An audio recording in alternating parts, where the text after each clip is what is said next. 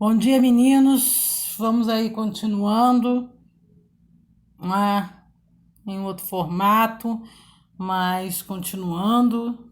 E vocês precisam se preparar, não é? E estarem prontos. Tudo vai dar certo, não é? Porque é um ano decisivo para vocês e um ano importante, né? A gente dá continuidade aí na nossa discussão de filosofia e nós já tínhamos visto, né, Sócrates, né, e o legado de pensar essa racionalidade a partir, não é, do diálogo, não é, daquilo que ele chama de maiêutica e de como esse período antropológico começa aí, né, na filosofia com uma grande importância, ou seja, o homem e as questões acerca do próprio homem, né, estão aí no centro dessa nova discussão. Tá? A gente viu também, ao falar de Sócrates, que Platão é aquele que nos traz, inclusive, é, tudo aquilo que temos de registro sobre o pensamento socrático. E, portanto, né, um discípulo de Sócrates e importantíssimo para a gente compreender essa filosofia antropológica, esse novo período da filosofia grega. Mas vamos lá, não é? Pensando em Platão, não é? Para além da sua importância, né, ele funda o que a gente pode chamar de um pensamento metafísico próprio, não é? Relegando aí a questão do ser e das essências, o princípio e a chave para se ter qualquer tipo de conhecimento acerca do mundo. Mas o que significa a gente discutir isso? A gente está dizendo que o Platão, não é, vai trazer aí uma ideia ou a teoria das ideias, não é, que vai ter uma visão dual, não é, e separar o ser e as essências, não é, e delimitar com isso a partir da teoria que ele vai chamar de teoria das ideias, né, uma nova forma de entendimento. Vamos pensar aí um pouco, né, no que o Platão está querendo trazer de novo para pensar o mundo. Né? Ele elabora, como eu disse, dual, né, uma metafísica dualista. Né? E essa metafísica dualista do Platão está dividindo o mundo em duas categorias. Né? O que ele vai chamar de mundo das ideias e das formas e no mundo sensível. Para a gente pensar nessa distinção, não é? Quando Platão está distinguindo essa realidade em dois níveis hierarquizados, né? Que são o plano das ideias, né? E o plano sensível, ou mundo das ideias e mundo sensível, né? A gente primeiro vai falar um pouco do que ele está chamando desse mundo das ideias. Né? Esse primeiro plano, então, é composto, né, pelo que ele chama de seres em si, ou seja, seres plenos de realidade. Né? Então, tudo aquilo que existe, que nós observamos ao nosso redor, existe como ideia, né? Primeiro. Né? Depois, o segundo plano, que ele vai chamar de um plano sensível, que é este aqui que a gente vive, né, com os nossos sentidos, e no qual os seres não cessam de sofrer transformações, eles seriam reproduções imperfeitas dessas ideias perfeitas. Né? Portanto, com um grau muito menor de realidade. Né? Para vocês não se esquecerem, né? Pensem, né, em algo que é sempre citado. Ah, o que é isso, né? É básico numa aula de filosofia, é a cadeira? Não, não é? A cadeira real é a ideia da cadeira, não é? Ou aquilo que na verdade existe como ideia e existe na realidade. Vamos tentar entender. Esse mundo das ideias de Platão estariam a essência das coisas. Né? Nele estão os conceitos, né? Aquilo que é fixo, aquilo que é imutável.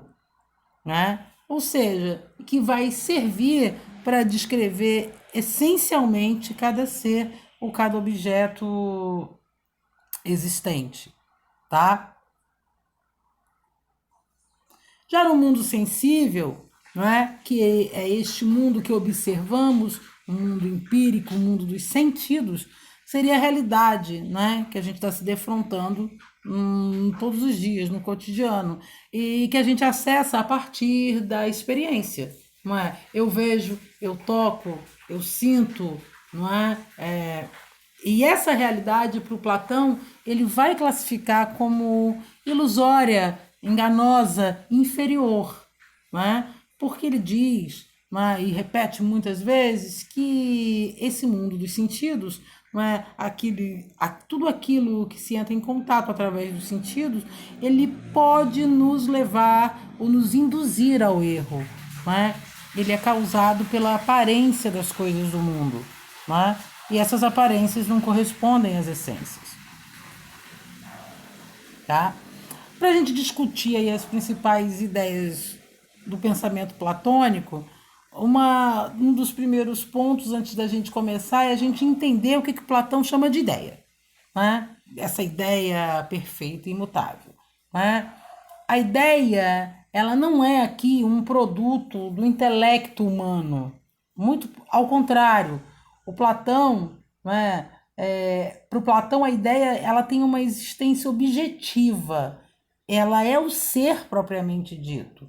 Né? A ideia é um princípio explicativo. Ela é a essência de todas as coisas que são.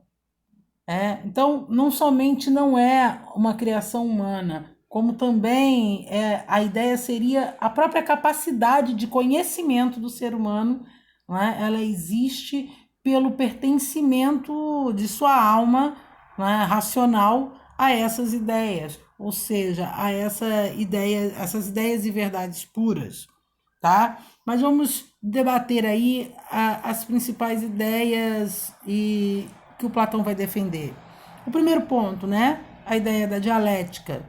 Né? Ele está fundando, né, sob uma influência do Parmênides, né? A gente lembra dessa importância da contribuição do Parmênides quando a gente está falando de algo dual, né? Como uma técnica oral de diálogo filosófico.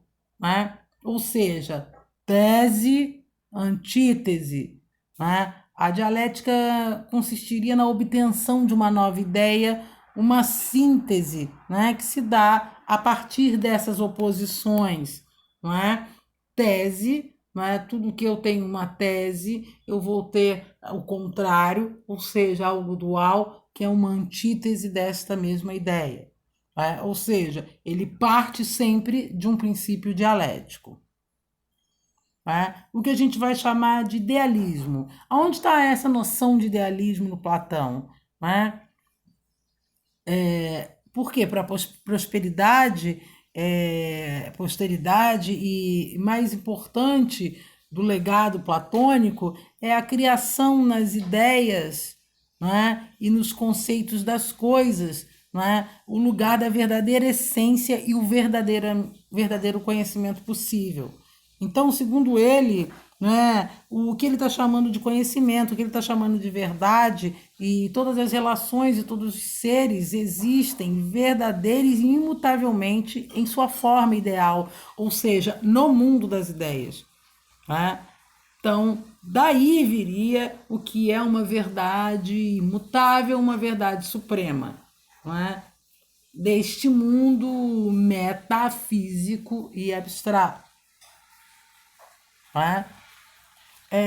Para além da teoria das ideias, e aí a gente está falando de como é possível conhecer, e daquilo da divisão do mundo sensível e da divisão desse plano sensível e desse plano das ideias, o Platão também vai deixar, não é, um legado importante no pensamento político, não é? Que às vezes é muito confundido e é legal a gente ver aqui, não é, como ele faz essa análise.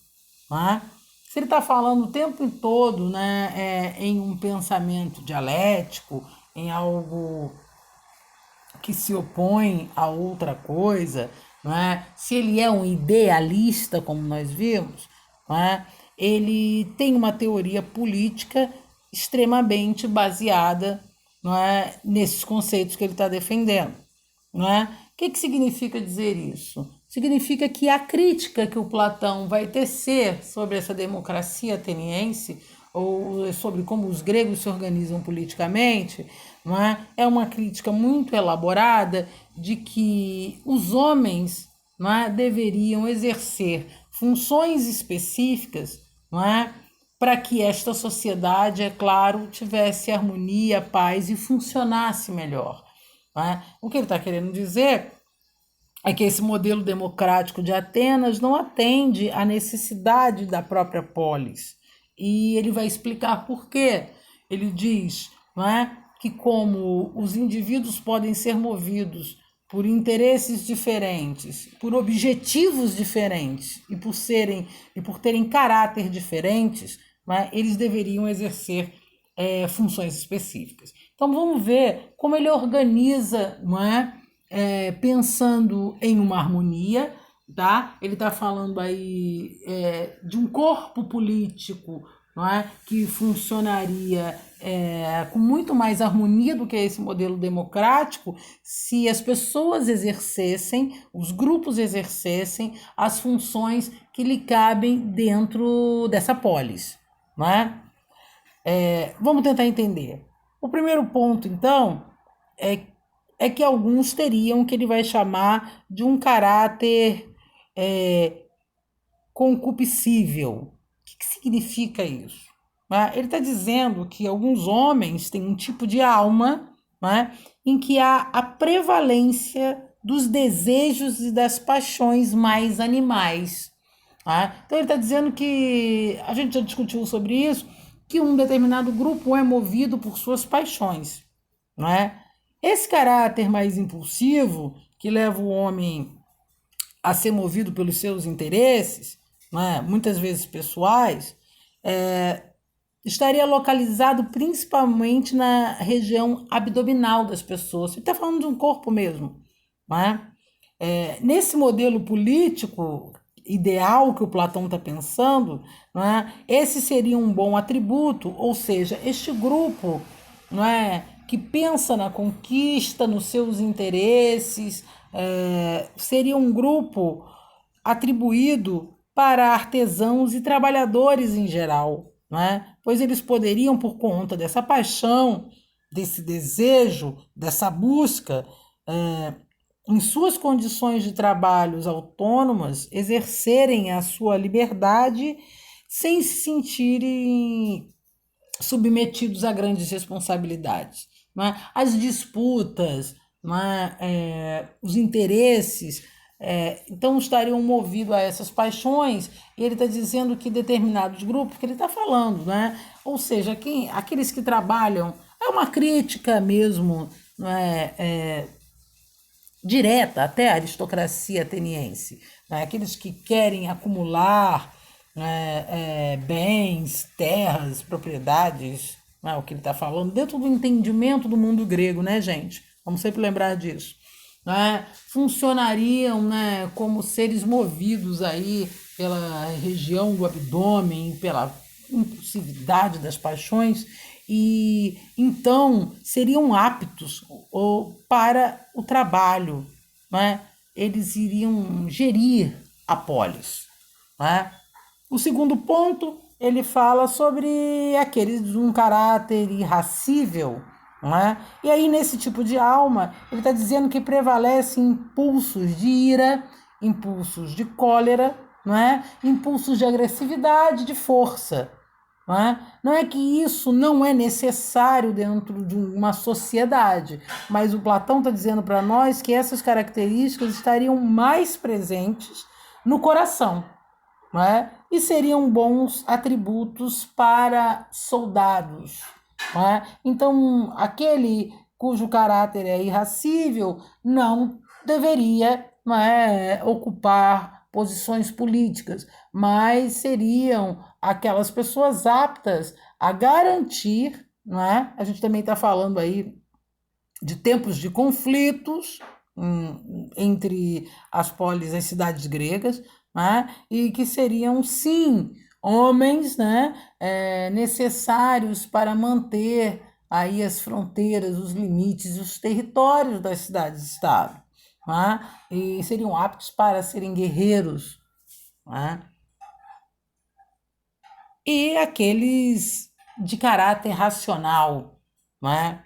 Esse tipo de alma, né, é onde o Platão, claro, se encaixa, né? É onde existiria o predomínio absoluto da razão. E aí ele está puxando lá uma sardinha para ele e seus colegas filósofos, né?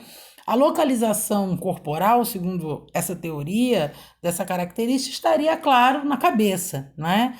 E ela seria uma característica dos filósofos, né? Nesse modelo político que é ideal para Platão, é, essa característica definiria quem deveria se tornar governantes e legisladores. Né?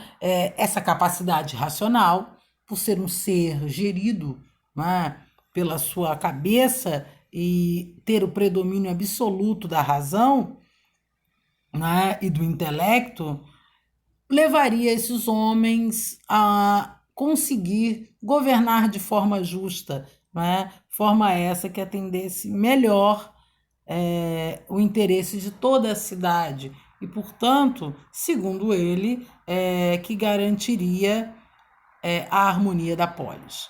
Tá? A gente discute alguns outros pontos, né, da filosofia platônica e tira dúvidas na nossa aula online, no Hangouts, tá? Mas as principais ideias e os pontos principais estão aí expostos, primeiro, a partir da teoria das ideias e a divisão do mundo sensível, não é? E o mundo inteligível ou mundo das ideias, e de como Platão pensa, não é? Essa política organizando a partir de uma crítica elaborada a essa democracia ateniense e uma nova possibilidade de divisão de tarefas dentro da polis. Né? O que ele está dizendo, não vamos esquecer, né, que por mais que ele faça a crítica, Platão também, não é um membro dessa aristocracia ateniense, não é? Mas vê que uma nova divisão de funções e tarefas e de lugares, né, para ser ocupados nessa polis fariam com que Atenas, né, e o modelo político grego fosse mais eficaz. Tá? Nós discutimos mais sobre isso aí no nosso Hangouts. Um beijo enorme, fiquem com Deus e cuidem-se.